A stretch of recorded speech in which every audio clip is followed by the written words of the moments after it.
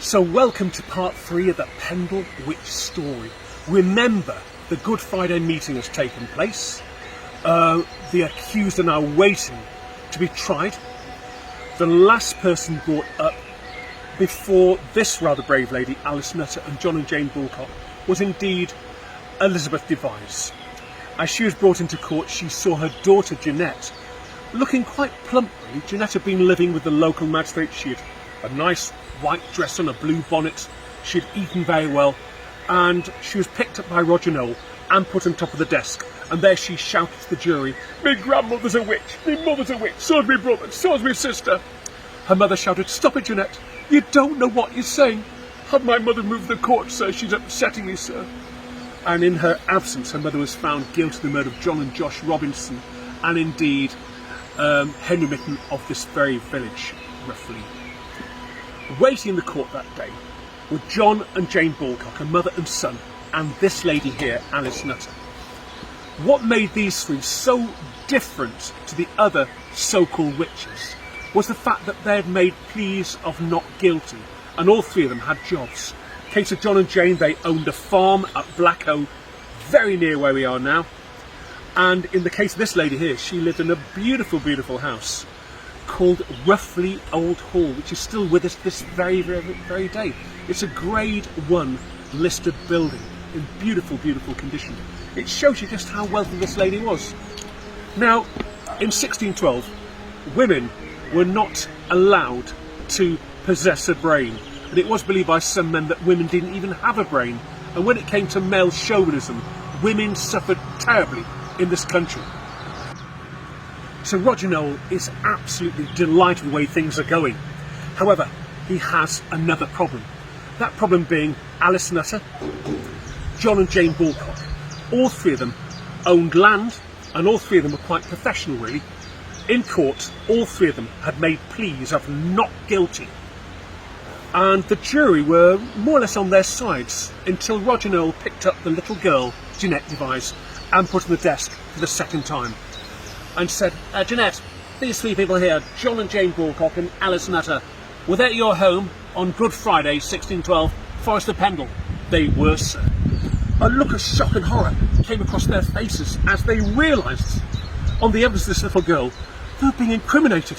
However, all three of them made pleas of not guilty.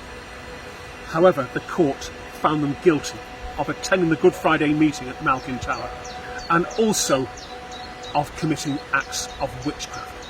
In the case of John and Jane Bulcock, they were found guilty of the murder of a girl called Jean Mead of Harrogate by turning her completely insane. In the case of Alice, she was found guilty of aiding Demdike and Alison Devise in the murder of Henry Mitten of Roughly, because he wouldn't give her a penny. In court, she wouldn't need to beg. She was a woman of wealth. Her home is still here in the village of Roughly Hall. It just shows how wealthy she was. Now, quite a few historians believe that there's another story to Alice, and that is the land dispute story. Apparently her fencing was being pushed back, stone walls were being pushed back, and she was losing cattle and sheep. In 1612, women were not allowed to complain. It was believed by some men that women didn't even have a brain, and when it came to male chauvinism, women suffered terribly in this country. It has been said, but never confirmed, that Alice complained to Roger Noel, who did nothing at all. So therefore she made her way to Lancaster, and she walked into a court session to the words of, "It's a woman, get her out." She would not let go of her grip in the furniture, and the judges said, "Look, let her have her say." In one day, Alice Nutter won all her land disputes fairly and squarely, but as she left the city of Lancaster that day, there was a fuming Roger Noel. "How dare this woman go over my head? How dare she go over my head? I need revenge. I need to get rid of her. How can I get rid of her?" His star witness, and that star witness was none other than little Jeanette Devise, the little girl from Malkin Tower. For the second time that morning, she was picked up, put on top of the desk in front of the jury of all males. And there he said, "Look, these three people here, John and Jane Bulcock, Alice Nutter, were they at the Good Friday meeting at Malkin Tower, at your home in the Forest of Pendle?" "They were, sir." And that evidence incriminated them. They made pleas of not guilty.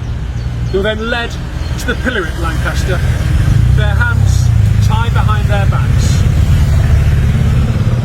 Watching that day was young Jeanette Device holding the hand of Roger Noel, the local magistrate. She watched the ropes being placed around their necks.